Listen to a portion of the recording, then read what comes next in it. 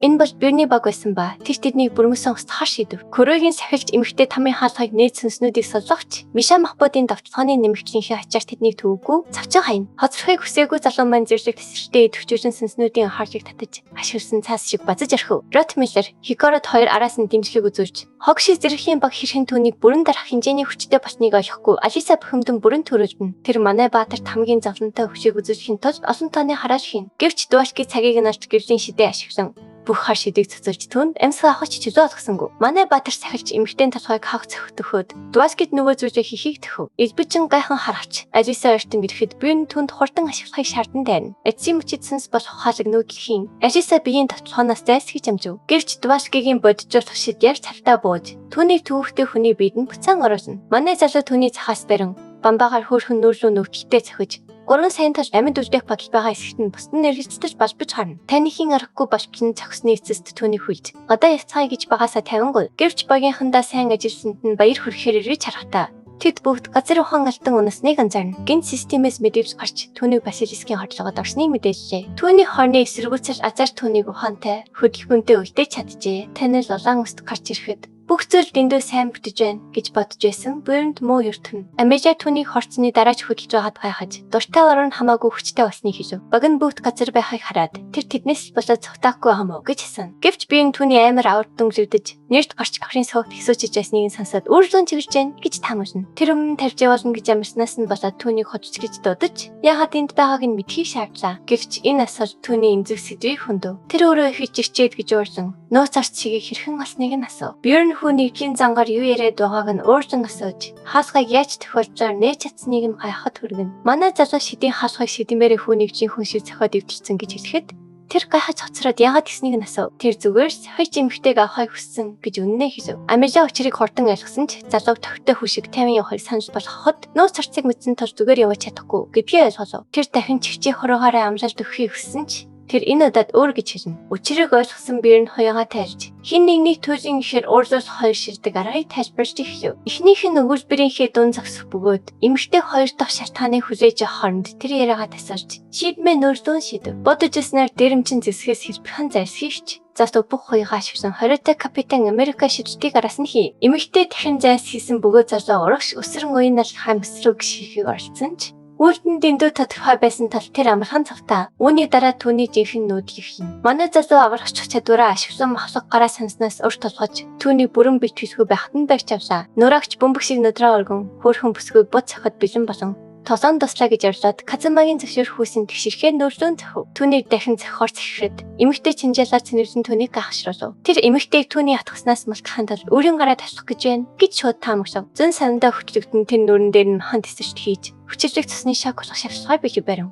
Бирний тусгай бэлгийг асан амижааг үгүй болох. Тим задуусан ч галзуу эмэгтэй яаж игээд сөрөг таталгаа хийж чадав. Иймд бир нь хинэн бос гэдгийг харуулах цаг болсон гэж шийднэ. Тэр зам чиг бүдүүн хөлөөрөө хатуу өшгөлж хавир хөрөн шууд зөхөв. Түүний ухаан алдан цус аяв сая хараад ад хийж ийн гэж бодож ирсэн ч араас нь дуурах дууг сонсоод тэр нэдэг шууд тасрав. Түүнийг авто задраж ашиглан өөрийгөө хувьсны систем 50 мэдээлж түүнийг бүрэн үгүй болгоно. Хаа нэгтэйгээд хувилбар нь нисэж ирэн араас нь асар өшгөлт хийж сөрөг сонсоход мадаж тэсэн зогоол зүгээр байхаа гэж дааж гинв. Түүний цохиж маш хүчтэй тасан тул залуу хараач амжитгүй толхон шууд мулт цөхрөлдөв. Тэр одоо цавцас болоогүй ганц шалтгаан зүрхэн яаж игээд бүтэн үлдсэн дашин. Гэвч хүнд гэмтэж асан ч мадаж эсэнзийнх нь нөхөн сэргээл дээдзэгтэй хурч ажиллав. Ганц түншид хэрэглэсний дараа би энэ хэр хурдан сэргэснийг хараад амилаа үнэхээр биширсэн харагдана. Биерэн гайхаж баг зэрэг бухимдсан байдалтай басан боломж хахад яагаад түүнийг дуусгацсангүй гэж бодно. Тэр түүнийг өөртөө ажил тэнэг хിവэрэ байна гэж яашаад ярьж цад бэлэн байхад гиндүүлэн давталсан нь түүний амьд үлдэх стратеги байсан юм уу гэв. Тэр үүнд итгэсэнгүү. Түүнийг чимээгүй болох цаг боллоо гэсэн мэдрэмж төрүүлсэн тус өөр сонголт байгаагүй гэж маргав. Энэ нь эмэгтэйг бүр илүү бухимдуулж өмнө нь түүнийг зүгээр явуулсан штэ гэж хэлв. Тэр өмнө нь зүгээр явуулж чадахгүй гэж хэлснийг нь давтан хэлэхэд эмэгтэй нүдэрээ төхөж дүүж асуух шаардлагатай гэсэн үг болохоос биш дүүж чадна гэсэн үг биш гэж тайлбарлав. Тэр түүнээс ер нь юу хүсэж байгааг асуухад амижахаараа шийдэмжээс симхэн явуулж байгааг нь анзаараад 50 байхыг санаалав. Тэр тэхэнхүү нэргийн зам гарах гээгүй гэж жижигэрч эмэгтэй ааш нь хувирхаас сэргийж байгааг нь тодорхой мэдж байв. Яг энэ үед тэр шилдэг хамгаалалт бол тогтолцоо гэсэн сонгодог үг хэлв. Тэр үнийг инээ өнгөрүүлж сүүлийн нэг цагийн ой санамжийг ярьцдаг адис өгсөн жижиг зүйл гаргаж ирэв. Мэдээж бэр нь анх уулзахдаа яагаад хэрэглээгүйг асуухад тэр энэ нь үнэтэй эд гэж хэлв. Тэр хөмсгөө өргөн Ухаангүй байгаа багийг нь аж танавчдыг нь зарим мөнгө олох боломжтой байхад яагаад ийм үнэтэй эдийг ашиглаж байгааг тавин асуув. Энэ нь нэмэгтэй энэ зэг цэгийг хөндөж амьдтай түүнийг зангаараа монгос гэж батсанд үнэхээр гомцон харагдана. Юу ч хийсгүйгээр тэр гарыг нь барьж эмэг шот хоолоор чихэн аюулгүй бөгөөд ямар ч сөрөг нөлөөгүй гэж тайлбарсав. Эмэгтэй амьдараа ужмаар байвс унт гэж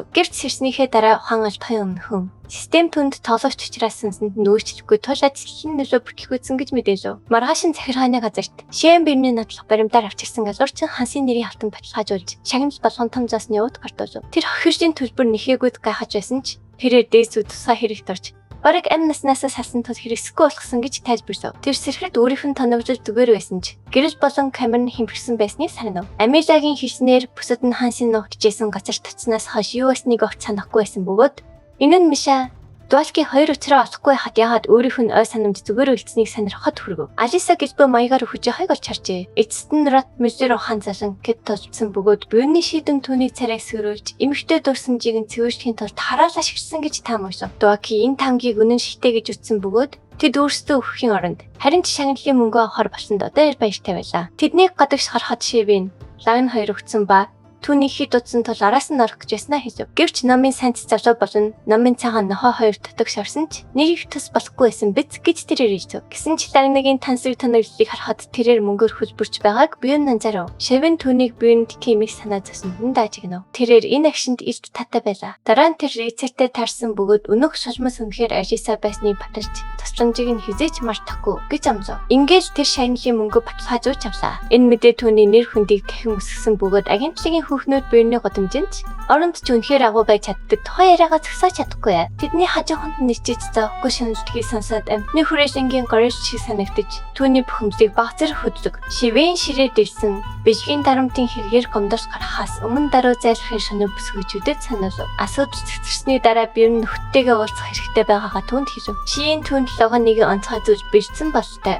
Тош хизээний цагт намын сангаар ороод гараарэ гэж таваараа хийв. Тэрээр сүүл очиж үзэхээ шийдэн зөвшөөрөв. Тэрээр ушин газарт ороход хикараад халзан юм шиг хөхрөөждөж Мишэ энэсэндээ унаж төсөгдсөн байхад Дуаки тархтай архиус юм шиг ухаан алцсан байв. Хикарат биенийг хармагц сүрчин хүлээн авсан ч шунхаа одоонууд нь биений авчирсан мөнгөн дээр тассан байв. Алисагийн толгойн шагнал аимшигтэй их буюу 10 сая чулуу байж тарав. Тиймээс 5 хуваасан ч хүн бүр 2 сая чулууны их хэмжээний хожоо авч чаджээ. Бие нь тэр мөнгийг олох гэж гараад хэлбэлүүлж толгоогоо шидүүлж яхад бусдын түүний юу тоосныг огт гадарсахгүйгээр соглоон таажлаа гэж бодон сацгаажээ. Гинт Миша биенийг маш ноцлог зүйл ярих гэж байгаа юм шиг ойртуулж аав нь түүнийг гэртээ авчир гэж гуйсныг шимсэн.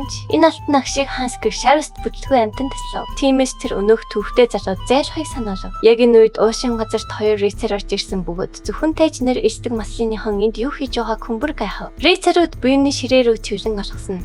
Түүнийг ямар нэг тэнэг зүйлээс бож баригчлагдах гэж байна уу гэж үнэхээр бодоход хүргэв. Гэвч оронд нь тэдний нэг нь бүрэн ухаан алдсан Дуакигийн дээрээс дүмхий. Рейцер шиддийн нэг муу шиг захаас нь ажигч хүү занхад Миша бие нь хоёр гайхансав. 3 цагийн дараа багийн ханхтын хал хоны гадна зогсож шиднээ байр цагдж дуусахыг хүлээж байлаа. Хикараа дөхрийг харсан юм шиг тариалж хөрхий залууг тамлж байгаа юм болов гэж хайхаж байв. Дуаки эцэст нь тархиугүй зомби шиг алхасаар гарч ирэв. Уушин газарт буцаж ирэхэд өнөөх шарвс цол дараа залуу баран мартын үнэндээ түүний төрсөн ахтуж багаас хас өөр аргагүй гэсэн генетийн мэдээг дуулав. Залуу хизээч тайж хүний шин чанар үзүүлж байгаагүй.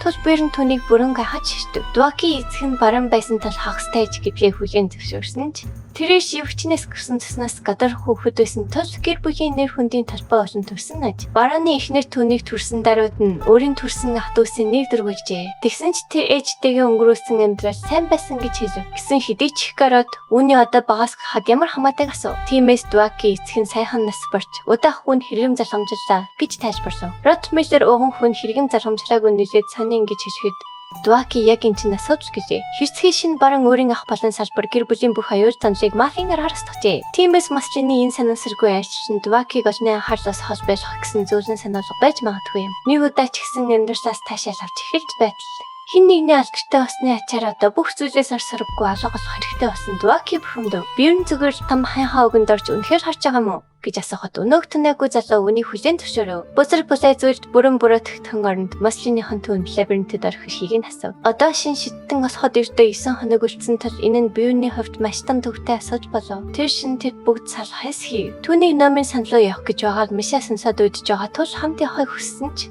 Буян цаг үеийн бичвэр хийхийг зөвлөв. Сүүлд нь номын сан дотор буян лоонтэй албан гэсээр танилцв. Хаалт хийхдээ ийм ойрхон цагт яагаад ном уншихаар ирснийг асуухад тэрээр ажиллаа хайж. Түүний дүнжээний багт эсхийг сэлтэйгээр хүсв. Тэр эмэгтэй түүнийг шууд нэцэв. Түүний их зангарахыг хараад буян байр сууриа өөрчилж жинхэнэ тус болоход итгэший сулдараа харамсалтай юм да гэж хэлв. Манай залуу сулдараа байгаадаа ич хэрэггүй гэж намын санчийг яваач өгөв. Лагн өөрийгөө тийм гэж хизээч хийжээгүй гэж уурсан бөгөөд буян түүний тодорхой ур чадвартай гэж таамаглав. Оронд нь тэр сэдвээ өөрчилж түүнийг энэ бүх хугацаанд үүнийг сонирхож байсан гэж асуув. Гэвч буян мэдээгүй царайран ямар ч байсан түүний бодлыг өөрчилж чадахгүй гэж хэлв. Шивэн түүнд ловног нэгийн бэлдсэн гэж хэлснийг сануулхад лагн гайхан завчилдаж үнэхээр тийм үг хэрэгсэн үү гэж асуув. Шивэн түүнд төсөлсөн талархахыг хүссэн ч ууртай хатан шиг аашилж ач тасыг нь өөр дээрээ тасгасныг тэр тайлбарлав. Буян түүнд юу өгч байгааг асуухад тэр ном гэж хэлсэн түүнийг маш их баярлалав. Тэрхүү шившиг нь ихвчлэн тайж нарт зориулсан өндөр хамгаалалттай хориотой номнуудад нэвтрэх эрхийг түүнд олгожээ. Тэр үнэхээр зөвшөөрөгдсөн үү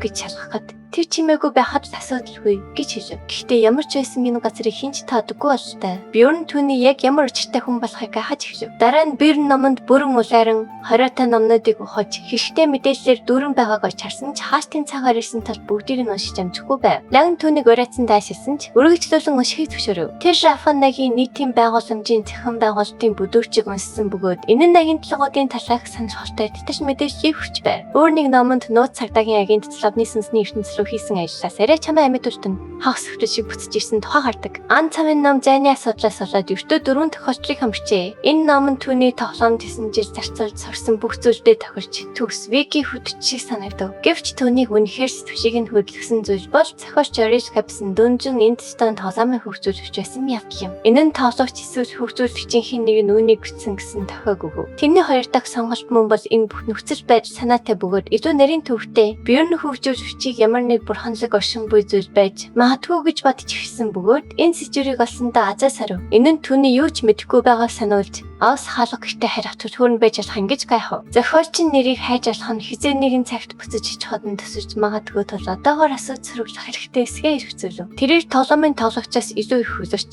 ямар нэг зүйл авчирдуулсан эсхийг батлахын тулд номыг дахин шалгав. Өглөө болоход тэрээр лагны сандал дээрээ ухаан алдан үнцнийг анзаарав. Тэр түүнийг сэрээгээд яагаад шинжин чимээгүй байсныг асуув. Тэр түүний төлөө хийгээгүй бөгөөд ном зэгцэж чадварсандаа л үлдсэн гэж хэлсэн нь түүнийг баг зэрэг салаатын болов гэж хижигшгэд хүргэв. Тэр тийм биш гэж зүтгэсэн бөгөөд Буян зүгээрж толгой тохин ширтгэхэд тэр яагаад яваагүй байгааг нь асуув. Энэ нь Буяныг түүнийг тийм ч муу хүн биш юм болов уу гэж бодоход хүргэв. Хэдэн цагийн дараа тэр Ревний үдэг дэвсв. Тэрээр ундаа байдалтай нээж тэнд юу хийж байгааг нь асуув. Тэр түүнийг дахин батаа авахыг хичээсэн ч тэр даруй халгаа тас хийдэл хаав. Буян даалгавартай гэж чангаар хийхэд тэрээр номноос тасалсан цаас авчирсныг нь хараад хаана хийснийг нь олж өгөхийг хүссэний эцэст дуртай дургүй халгааны. Тэр түүнийг оруулж энэ нь өнөөгөө бүтэхгүй гэдгийг мэдгэв. Гэвч хишээд тэр вампир дээр ашигласан олдуурын талаар болон үнийг хаанаас асныг асуув. Тэр хөшөө хэмхсэн гэж хэлсэн нь түүний сэжийг төрүүлв. Тэр яаж мэдсэнийг нь мэдхийг шаардсан ч Буян нөөцөндөө эвдэлсэн бөгөөд энэ талаар хизээч ном уншиж байгаагүй гэж хэлв. Тэр өргөжлөлөн шаардаж асуув. Тэр үнийг хэрхэн ашиглахыг мэдснээ зүгээр зүүн савн байсан гэж хэлв. Охин түүнээс тангаравчлахыг шаардсан ч сэтгэлээр унан гайхаж цаачлалын номыг эцэст нь нэг олж авлаа гэж боджээ. Буян номыг номын санд байгаа хэлэх үү гэж бодсон ч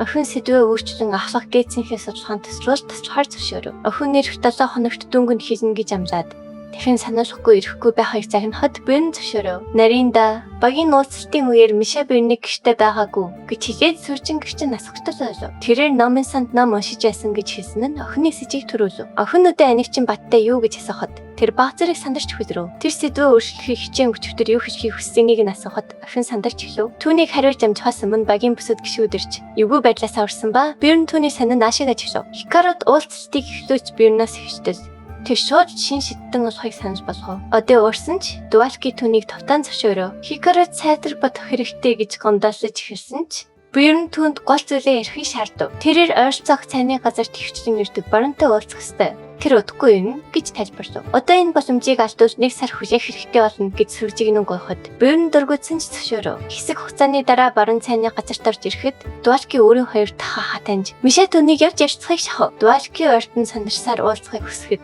хазгай өстэй зааварлагч баруунд түүнийг хатагтай Каролинагийн хүү гэж хэлв. Баруун ямар хэрэгээр явж байгааг асуухад Дуалки маш их ярьж Буян хүндлэнгөөс орцсон хөлцөлчих хэрэгтэй болов. Баруун зэрэг хүн өөртөө харьцаж байгаа сандархож ийм хүнтэй уулзаагүй гэж жоохон хэлв. Буян байдлаа Уучлаарай тайлбарсан Дуашкигийн хоргийг цацлахыг хүссэн ч баруун энэ түнд ямар хамаатай хүднэр асуув. Дуашкиг нөөц хүү гэж тайлбарлахад барны царайд эргэлзээ тодорч цаг үрсэн хэрэг гэд Дуашкигийн царайг цааш Бёрн тарин шаардсан ч заавар сууч ямар нэг зүйл шивгэнд хүртэл баруун хатуу хിവэр байв. Баруун энэ бол бяцхан волкан гэдгийг ойлгоход хүсэж ярих. Түүний ааш цан шууд өөрчлөгдөж Бёрнийг таньсанд нь заавар сачиг сайшаа. Тэрээр алтан бөгжөөг ялталцуулсан хоргийг цацлахыг зөвшөөрсөн ч Бёрнос 2 сарын дараа хүлээн авалтад ирэхийг хариуцс босгонгүй. Дараа нь тэр Бёрнос циркийн үзүүлбэр үзүүлэхийг тоглоомоор асууж уурласан ч төлбөрт нь саястан санаж болох. Бёрн хэсэг чимээгүй байснаа инээмсэглэж багийн хат төлөө дуртай яхин саястаны төлөө огт биш гэж хэлв. Маргааш нь багийнхан народооч бүрэн сэрдсэн харагдах Дуашкиг шатахаар яарлаа. Тэрээр лабиринтөө буцахыг зөвшөөрсөн ч үуж явц хэтэрхий хэлбэр санагдсныг тайлбарлав. Бёрнийн бүхэн барааны асрах зэрэг Девинач тас гэж үзээд